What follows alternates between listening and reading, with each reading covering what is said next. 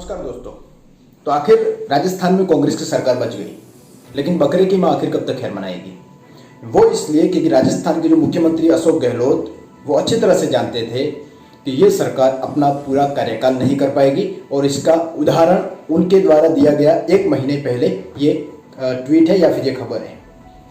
मैं आपको बताना चाहूँगा कि सरकार चलाना सेवा है या फिर बिजनेस है। वो इसलिए क्योंकि पिछले 2 या 3 सालों से भारत के अलग अलग राज्यों में किस तरह से लोकतंत्र का गला घोटा गया है। लेकिन सबसे पहले मैं बात करना चाहूंगा सचिन पायलट की। सचिन पायलट जो कि 2013 से कांग्रेस प्रदेश अध्यक्ष है राजस्थान में, हाल ही में उप मुख्यमंत्री भी हैं। इसके अलावा 2 मंत्रालय भी इनके पास है।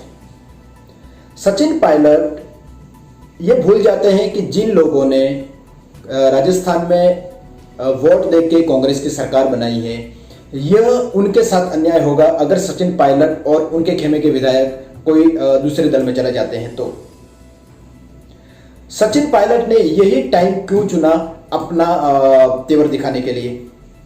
जैसा कि आप लोग जानते हैं, कोरोना वायरस चल रहा है और पूरा देश या फिर पूरी दुनिया इसके खिलाफ लड़ने के लिए मजबूर है। एक तरफ गवर्नमेंट एग्जाम नहीं ले रही है और दूसरी तरफ विधायक और मंत्री जी अपना एग्जाम पास करने में लगे हुए हैं। सवाल पूछा जाना चाहिए इस मामले में कि उन लोगों की क्या गलती है जिन लोगों ने कांग्रेस को वोट दिया था इस बात को लेकर कांग्रेस राजस्थान में अच्छा विकास करेगी। और फिर आप सवाल पूछोगे तो आप एंटी नेशनलिस्ट हो जाओगे, आप देशद्रोही हो जाओगे क्योंकि आप सत्ता के खिलाफ सवाल पूछ रहे हो।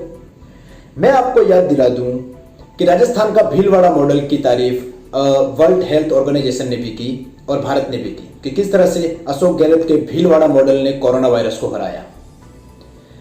लेकिन क्या ये अशोक गहलोत, सोनिया गांधी या फिर राहुल गांधी की नाकामी नहीं है कि उनकी गुटबाजी इस तरह से खुल के मीडिया के सामने आ जाती है? सचिन पायलट जो कि 2018 में भी इनको मौका दिया गया था कि अगर इनके पास 50% से ज्यादा विधायकों का समर्थन है तो आप मुख्यमंत्री बन सकते हो, लेकिन उस वक्त भी आपके पास 50% विधायकों का समर्थन नहीं था और ना आज है। तो फिर जिन्होंने आपको वोट दिया वो ये क्यों न समझे कि सचिन पायलट सत्ता के लालची हो गए हैं, ना कि वो सेवा करना चाहते हैं। इस बारे में सोचना चाहिए कि जिन लोगों ने वोट दिया उनकी गलती क्या है। लगातार ये क्यों हो जाता है कि हमने किसी को वोट दिया, हमने एक पार्टी को सत्ता पे काबिज किया और उसके बाद उनके विधायक दूसरे दल में चले जाते हैं। आपने देखा होगा पिछले दिनों गुजरात में क्या हुआ, आपने देखा होगा पिछले साल गोवा में क्या हुआ, कर्नाटका में क्या हुआ, मध्य प्रदेश में क्या हुआ। मैं आपको सिलसिलेवार तरीके से समझाता हूं, लेकिन उससे पहले अशोक गहलोत की एक नाकामी दिखाना चाहूंगा मैं आपको। क्या आपने कभी ये देखा है किसी राज्य के उप मुख्यमंत्री को पुलिस नोटिस भेजती है राजद्रोह के मामले में कि आपको इस पुलिस स्टेशन में आना पड़ेगा? वो इसलिए क्योंकि राजस्थान में खरीद फरोख्त की विधायकों की घटना बढ़ रही थी। और फिर अशोक गहलोत क्या कहते हैं? अशोक गहलोत कहते हैं कि ये नियम के तहत हुआ है और इसके नियम के दायरे में मैं भी आता हूं। अशोक गहलोत जी ये सोचे कि 1.5 साल से आपको पता था कि इस तरह की बातें हो रही है कि सचिन पायलट लगातार संपर्क में थे भाजपा के, और ये बात राज्यसभा चुनाव में भी सामने आई थी। ऐसा नहीं है कि अभी अचानक से इस बारे में कोई हवा फूटी हो। लेकिन लोकतंत्र किस तरह से बिक गया ये समझिए। राजस्थान में 750 करोड़, गुजरात में 200 करोड़ और मध्य प्रदेश में 550 करोड़, ये वो बोली लगाई गई विधायकों को खरीदने के लिए भारतीय जनता पार्टी द्वारा। और फिर हमें मीडिया क्या दिखाती है? मीडिया दिखाती है किस तरह से चाणक्य ने चाणक्य नीति के तहत जीत हासिल कर ली। मैं आपको बताना चाहूंगा गुजरात में क्या हुआ था राज्यसभा चुनाव के समय। जैसा कि आप लोग जानते हैं, गुजरात में 3 राज्यसभा सीट भाजपा ने जीती है, लेकिन आप क्या वो जानते हैं कैसे जीती है इन्होंने? 182 सीटों की विधानसभा है गुजरात में, उनमें से 8 विधायक इस्तीफा दे देते हैं राज्यसभा चुनाव आए उससे पहले। क्या ये इत्तेफाक है? इत्तेफाक नहीं हो सकता। एक विधायक को लग सकता है कि आपकी पार्टी आपके साथ अन्याय कर रही है, इसलिए आप इस पार्टी से इस्तीफा देते हो, लेकिन यह इत्तेफाक कैसे हो सकता है कि जो नंबर्स भाजपा को चाहिए उसी नंबर को जुटाने के लिए 8 विधायक इस्तीफा दे देते हैं?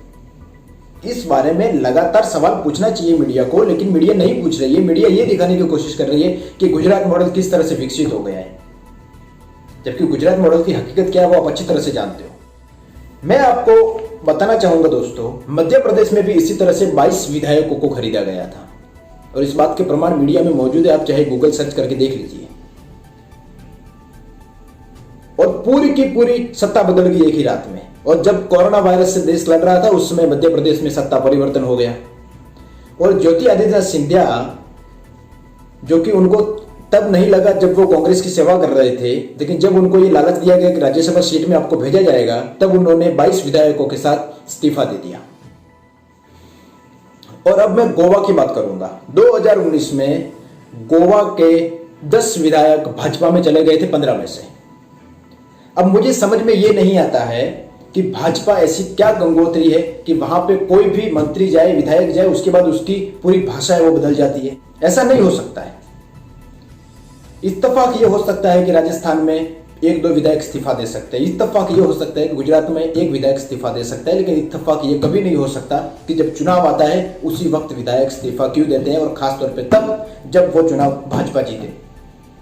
इस बारे में सवाल पूछा जाना चाहिए। तो जिस व्यक्ति ने वोट दिया था मध्य प्रदेश में, गोवा में, कर्नाटका में या फिर राजस्थान में, उस व्यक्ति का क्या दोष है कि इन्होंने कांग्रेस को वोट दिया और सत्ता में कोई दूसरी पार्टी आ गई। 22 विधायक जो मध्य प्रदेश में इस्तीफा दिया, तो जिन्होंने इनको वोट दिया उनकी गलती क्या थी? इस बारे में मीडिया को सवाल पूछना चाहिए। ऐसा कैसे हो सकता है कि एक दिन पहले वो पार्टी आपकी नजर में एक चोर पार्टी है, देश के लिए खतरा पार्टी है, और वही पार्टी जब आप उस पार्टी में शामिल हो जाते हो वही पार्टी आपके लिए गंगोत्री हो जाती है, उस पार्टी का गुणगान करते थकते नहीं हो। तो आज के इस वीडियो में इतना ही, मिलेंगे किसी और वीडियो में। लेकिन इस बारे में आप भी सोचिए कि आप जिस व्यक्ति को वोट देते हैं, क्या वो व्यक्ति 5 साल तक उसी पार्टी में रहेगा, या फिर 5 साल में 3 बार वो व्यक्ति आपके सामने चुनाव लेके आएगा कि आप लगातार मुझे वोट देते रहिए। वीडियो देखने के लिए आपका बहुत बहुत धन्यवाद। मिलेंगे किसी एक और वीडियो में नए खबर के साथ, तब तक के लिए